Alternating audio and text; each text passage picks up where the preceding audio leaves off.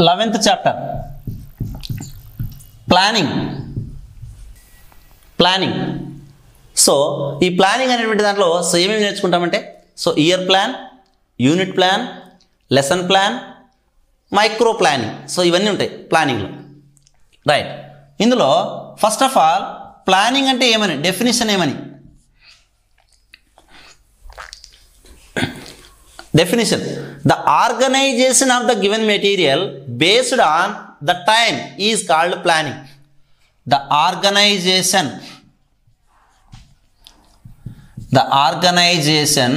of the material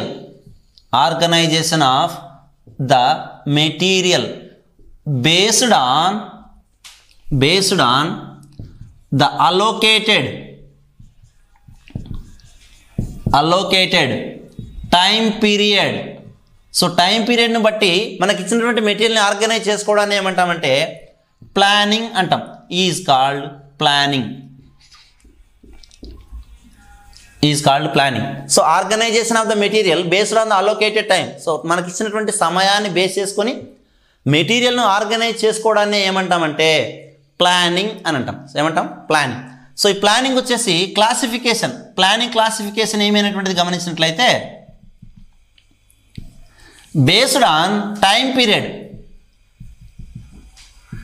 పీరియడ్ని base చేసుకొని so రెండు రకాలుగా డివైడ్ చేస్తాం. సో ఏమేమిదంటే macro level planning,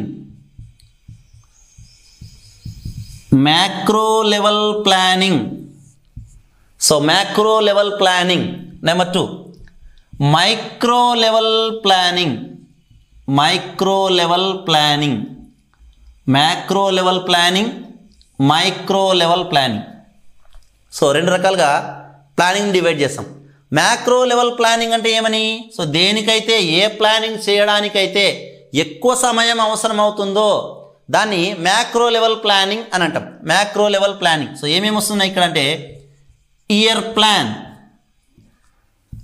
unit plan.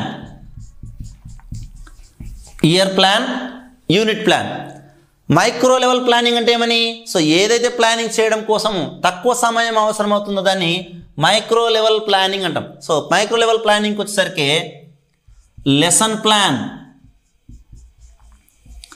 Period plan.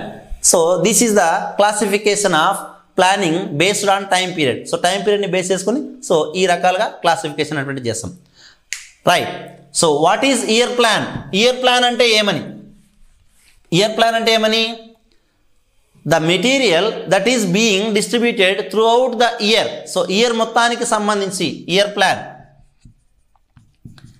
Plan అంటే ఏమని, ద గివెన్ మెటీరియల్, ఏదైతే మెటీరియల్ ఇచ్చింటారో textbook, the given material is being distributed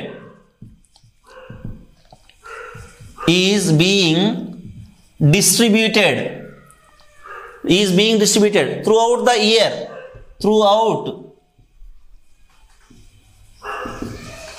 year. So సంవత్సర కాలం మొత్తానికి ఇచ్చినటువంటి మెటీరియల్ని డిస్ట్రిబ్యూట్ చేయడాన్ని ఏమంటామంటే ఇయర్ ప్లానింగ్ అంటాం. So is called year plan. So దీన్ని మనం ఏమంటామంటే ఇయర్ ప్లాన్ అని అంటాం, రైట్. నెక్స్ట్ యూనిట్ ప్లాన్ అంటే ఏమని, unit plan the equi distribution of time to all the components of A unit. The equi distribution of time. So సమయాన్ని సమానంగా పంచడం. The equi distribution of time through out the unit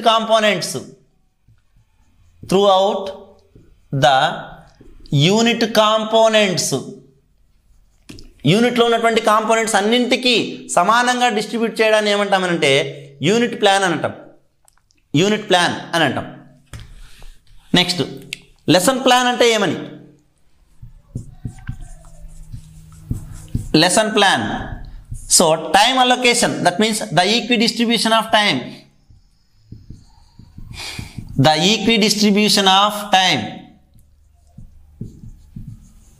throughout the components of a lesson.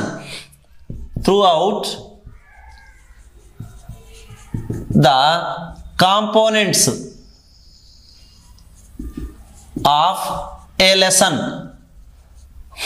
లెసన్లో ఇచ్చినటువంటి components అన్నింటికీ time అనేటువంటిది ఈక్వల్గా distribute చేయడాన్ని ఏమంటామంటే లెసన్ ప్లాన్ అని అంటాం. Next period plan. Period plan అంటే ఏమని? The distribution of components. The distribution of components. So కాంపోనెంట్స్ని డిస్ట్రిబ్యూట్ చేయడం త్రూ అవుట్ ఏ పీరియడ్. ఒక పీరియడ్ మొత్తంలో త్రూ అవుట్ ఏ పీరియడ్ అంటే జనరల్గా ఎన్ని 40 మినిట్స్. సో 40 మినిట్స్ సమయానికి సంబంధించి ఇచ్చినటువంటి కంటెంట్ను డిస్ట్రిబ్యూట్ చేయడాన్ని ఏమంటామంటే పీరియడ్ ప్లాన్ అని అంటాం. సో ఏమంటాము? Period plan. చూడండి, ఇయర్ ప్లాన్. సో దాని పేరులోనే ఉంది ఇయర్ ప్లాన్. ఏదైతే మెటీరియల్ ఇచ్చాడో ఆ మెటీరియల్ మొత్తాన్ని ఇయర్ మొత్తానికి డిస్ట్రిబ్యూట్ చేయడాన్ని ఏమంటామంటే ఇయర్ ప్లాన్ అని అంటాం. Unit plan. సో టైం అనేటువంటిది ఏదైతే ఉంటుందో ఆ టైంని సో ఈక్వల్గా యూనిట్ కాంపోనెంట్స్కి డిస్ట్రిబ్యూట్ చేయడాన్ని యూనిట్ ప్లాన్ అని అంటాం. లెసన్ ప్లాన్ అంటే ఏమని? సో టైం అనేటువంటిది లెసన్లో ఉన్నటువంటి కాంపోనెంట్స్ ఏవైతే ఉన్నాయో వాటన్నింటికి ఈక్వల్గా డిస్ట్రిబ్యూట్ చేయడాన్ని ఏమంటామంటే లెసన్ ప్లాన్ అంటాం. పీరియడ్ ప్లాన్ అంటే ఏమని? 45 మినిట్స్ ఒక పీరియడ్ జరిగితే ఆ పీరియడ్లో సో ఆ పీరియడ్కి టైం అలొకేషన్ చేయడాన్ని ఏమంటామంటే పీరియడ్ ప్లాన్ అని అంటాం. So period plan. Year plan అంటేనేమో ఒక ఇయర్కి సంబంధించింది. యూనిట్ ప్లాన్ అంటేనేమో ఒక యూనిట్లో ఉన్నటువంటి కాంపోనెంట్స్ అన్నింటికి టైం ఈక్వల్గా డిస్ట్రిబ్యూట్ చేసేదాన్ని. లెసన్ ప్లాన్ అంటేనేమో లెసన్ కాంపోనెంట్స్ అన్నింటికి టైం డిస్ట్రిబ్యూట్ చేసేదాన్ని లెసన్ ప్లాన్ అంటాము. పీరియడ్ ప్లాన్ అంటేనేమో 40 మినిట్స్ టైంలో సో ఏ కాంపోనెంట్స్ కవర్ చేయాలని చెప్పేదాన్ని లెసన్ ప్లాన్ అని అంటాం. So these are different types of plannings. Right. So what is the use or what is the need of planning? So planning చేయడం వలన ఉపయోగం ఏమని? So what are the uses of planning? So planning చేయడం ద్వారా ఉపయోగం ఏమని? Next uses of planning. So planning యొక్క ఉపయోగం ఏమని? సో ఫస్ట్ వచ్చేసి avoid the repetition of the components. Avoid the repetition of the components. So ఏదైనా చెప్పినటువంటి విషయం మళ్ళీ మళ్ళీ రాకుండా మళ్ళీ చెప్పకుండా అవాయిడ్ చేయడం కోసము ప్లానింగ్ అనేటువంటిది అవసరం. So uses of planning. So planning యొక్క ఉపయోగం ఏమంటే avoid the repetition of the components. So components ఏవైతే ఉంటాయో అవి రిపీటెడ్గా రాకుండా ఉండడం కోసం అవాయిడ్ చేయడానికి సో ప్లానింగ్ అనేటువంటిది అవసరం. Next to enhance the intercurricular approach. To enhance the intercurricular approach. Intercurricular approach. So intercurricular approach అంటే ఏమని?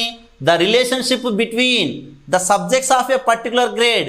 ఒక పర్టికులర్ గ్రేడ్లో ఉన్నటువంటి సబ్జెక్టుల మధ్య ఉన్నటువంటి సంబంధాన్ని సో ఇంటర్కరిక్యులర్ అప్రోచ్ అని అంటాం. The relationship between the different subjects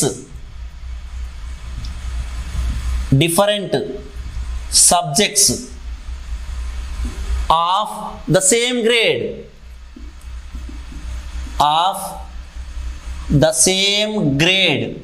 so okay grade మధ్యలో ఉన్నటువంటి అంటే ఒకే క్లాస్లో ఉన్నటువంటి వివిధ రకాల సబ్జెక్టుల మధ్య ఉన్నటువంటి సంబంధాన్ని తెలియజేసి దాన్ని ఏమంటామంటే ఇంటర్ కరిక్యులర్ అప్రోచ్ అంటాం.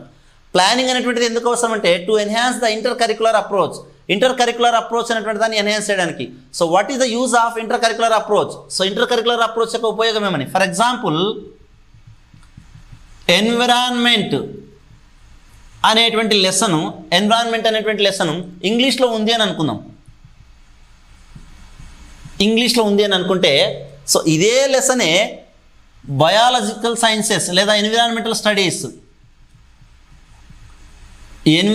స్టడీస్లో ఉంటే రెండు చోట్ల సో ఇంగ్లీష్లోను మరియు ఎన్విరాన్మెంటల్ స్టడీస్లోను రెండు చోట్ల సేమ్ టాపిక్ చెప్పకుండా ఒక చోట చెప్పేసి ఇంకో చోట సో పలానా సబ్జెక్ట్లో కూడా ఇదే టాపిక్ ఉంది కావాలంటే సో అదనపు ఇన్ఫర్మేషన్ కోసం అక్కడ చదవండి అని చెప్పి చెప్పుకోవడం. సో ఆ విధంగా చెప్పేటువంటి దాన్ని ఏమంటామంటే ఇంటర్ కరికులర్ అప్రోచ్ అని అంటాం. Inter curricular approach. సో ఈ విధంగా ఇంటర్ కరికులర్ అప్రోచ్ ఎన్హాన్స్ చేయడం ద్వారా సో ఏం జరుగుతుందంటే టైం అనేటువంటి సేవ్ అవుతుంది. సో యూజెస్ ఆఫ్ ప్లానింగ్ ఏమని avoid the repetition of the components. So ఏదైతే టాపిక్ మనం చెప్పింటామో దాన్ని రిపీటెడ్గా చెప్పకుండా ఉండడం కోసం. To enhance the inter curricular approach. So inter curricular అప్రోచ్ని ఎన్హాన్స్ చేయడం కోసం. Next to anticipate the questioning of the children. పిల్లలు లర్నర్స్ ఎవరైతే ఉంటారో సో ఆ లర్నరు ఏ క్వశ్చన్ అడుగుతాడు ఈ టాపిక్కి సంబంధించినటువంటి వాటిని ముందుగానే గెస్ చేసుకోవడం, ముందుగానే ఇమాజిన్ చేసుకోవడం. So that is to anticipate the questioning of children. So children యొక్క క్వశ్చనింగ్ని యాంటిసిపేట్ చేయడం. To save time. So time అనేటువంటి సేవ్ చేయడం కోసం. తర్వాత next so equi distribution of time among all the components. So equi distribution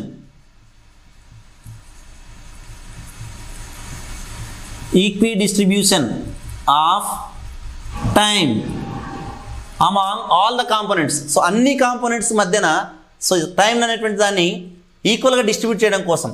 next to cover each and every topic.